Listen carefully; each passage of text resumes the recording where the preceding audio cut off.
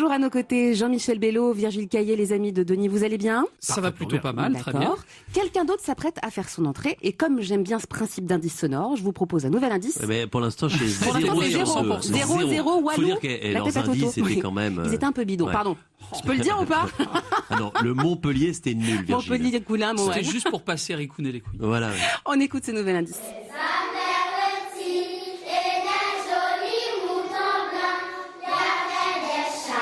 Là, par contre, je crois que Denis a une piste parce que je vois vos yeux qui s'illuminent. Bah ouais, parce que c'est une petite chanson que j'ai chantée longtemps à mes enfants. Il y avait des gros crocodiles et des orang-outans, des jolis moutons, et nanana. Est-ce que vous reconnaissez les enfants qui chantent justement? Oh merde, non. Sont des enfants qui se trouvent en Haïti. Ah!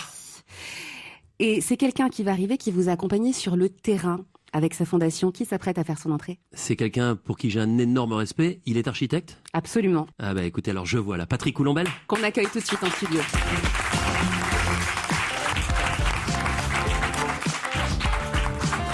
C'est dingue parce que ça fait longtemps qu'on s'est pas vu. Si moi je parcours le monde, lui, il fait le tour du monde chaque semaine quasiment. Et pour la bonne cause, bonjour Patrick Coulombelle, merci d'être avec nous sur Europe 1. Vous êtes le fondateur de la fondation Les Architectes de l'Urgence. Déjà en un mot, est-ce que vous pouvez nous rappeler en quoi consiste votre action? Bonjour. Architectes de l'Urgence, c'est une organisation humanitaire qui intervient après les catastrophes et les guerres, et notamment sur les problématiques de reconstruction. Dans un premier temps, ce qu'on fait, c'est... On est dans les premiers avions pour faire de la mise en sécurité, c'est-à-dire faire rentrer les gens dans les bâtiments ou éventuellement au contraire les sécuriser, les enlever. Et notre métier, c'est d'essayer de reconstruire dans des endroits très compliqués où il n'y a rien. Et Denis m'a accompagné à plusieurs reprises dans des endroits où on peut dire que c'est un peu le bout du monde, quoi. Est-ce qu'on peut déjà revenir sur votre rencontre à tous les deux qui s'est pas du tout fait dans ce cadre-là, mais plutôt dans le cadre d'une compétition sportive, il me semble, au Sultanat d'Oman. C'était en 2008? Alors à Oman, c'était un bike and run. C'est-à-dire sur 5-6 jours, 2 personnes, un vélo. C'est un principe un peu con, c'est vrai au départ, parce que il y en a un qui court, l'autre qui fait du vélo, puis on échange. L'autre qui regarde pas, donc. Voilà, qui regarde pas, exactement. Et donc voilà, on essaye d'aller le plus vite possible comme ça, et c'est vrai qu'on s'est rencontrés à travers le sport, parce que lui c'est un fou quand même. Hein. Il est allé en Australie en moto, il a traversé l'Atlantique à la voile, il a fait la route du Rhum. Enfin, un aventurier donc. Ah mais c'est un aventurier avec un A majuscule, et puis c'est aussi un aventurier dans ses activités, parce que il est modeste, mais dans les coins du monde où ils vont. Ils sont quand même capables, avec les architectes de l'urgence, pour quelques milliers d'euros, j'ai presque envie de dire quelques centaines d'euros, de reconstruire des maisons en impliquant plus les populations.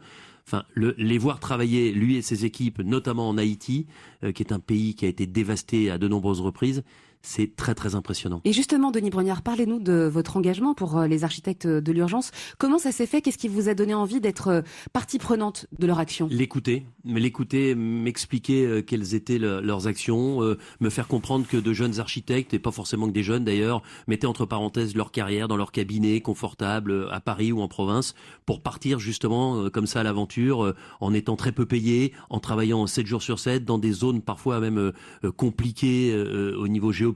Hein. Je pense au Pakistan, je pense aux Philippines, je pense évidemment en Haïti, pour encore une fois donner de leur temps, de leurs compétences, pour permettre à des gens qui ont tout perdu après un tremblement de terre, un raz-de-marée, un tsunami, eh bien de reconstruire leur vie. Et encore une fois, ce qui est génial et ce qui m'a plu dans cette association, c'est qu'ils n'arrivent pas avec uniquement des gens compétents pour reconstruire des maisons.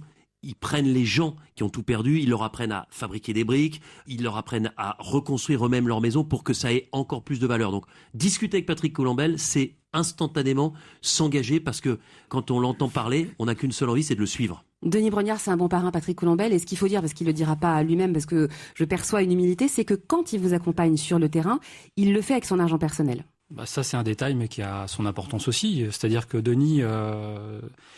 Avant d'être un parrain, bon, moi je le considère comme un ami, c'est quelqu'un avec qui on partage des choses.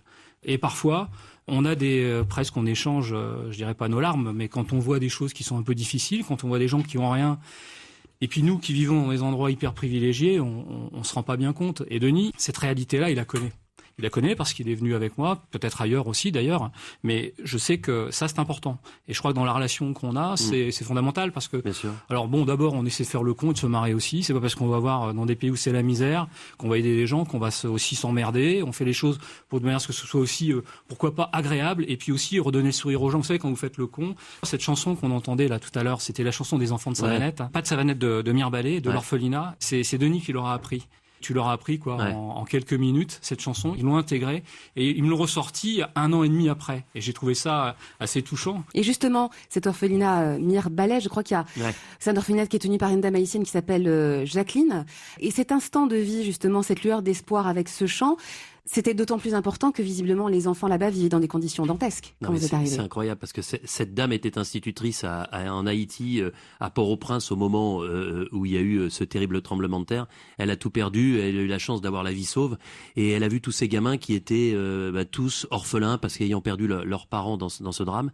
Et elle est partie un petit peu en hauteur. Mire-Ballet, c'est derrière Port-au-Prince, un peu dans la montagne. Et elle a conçu cet orphelinat avec sa fille, autant que si je dis pas de bêtises. Ouais, c'est ça. Avec ses 2 filles maintenant. Avec ses 2 filles, et elle a récupéré ses gamins. Et c'est vrai que quand on y est allé, en plus j'ai pu partager ça avec Hortense, mon épouse, parce qu'elle était avec nous sur ce voyage-là.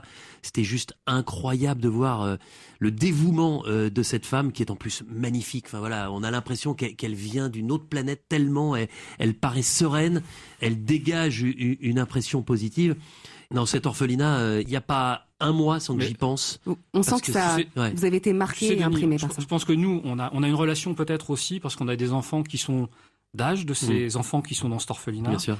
Denis a ramené des vêtements de ses enfants. Enfin, moi, je fais la même chose. Enfin, voilà, c'est aussi ces relations-là qui sont importantes. Et puis derrière ça, je tiens à dire une chose quand même importante. Denis donne de l'argent.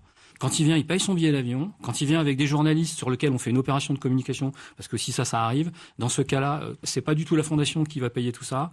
Denis s'organise de tout ça. Et ça, grand merci parce que d'abord c'est pas simple, ça demande une énergie phénoménale et c'est du temps et c'est aussi comme ça qu'on reconnaît les gens dans leur amitié et la confiance qu'ils vous font, quoi. Et ça, merci Denis. On parlait de quelqu'un d'entier, d'un tag qui était très gêné de parler de ça. J'aimerais qu'on dise un mot de votre prochaine mission au Népal. Est-ce qu'on peut en savoir un petit peu plus ? Alors avec Denis, Ouais. avec Alain Issoc, là, on est en train d'essayer de faire se matcher un truc là pour que ça se passe au début du printemps, peut-être. Alain Issoc, c'est le photographe de Koh-Lanta. C'est un de nos amis communs aussi, qui est partie prenante de cette association et de cette fondation depuis longtemps aussi. Il fait partie de la bande et donc a priori, on va aller visiter des sites d'écoles. On en a 8 en cours aujourd'hui, une terminée, une à démarrer. Donc il y en a une qui est assez sympa, qui est avec un Népalais qui s'appelle Pemba. C'est une école qui est au pied de l'Everest.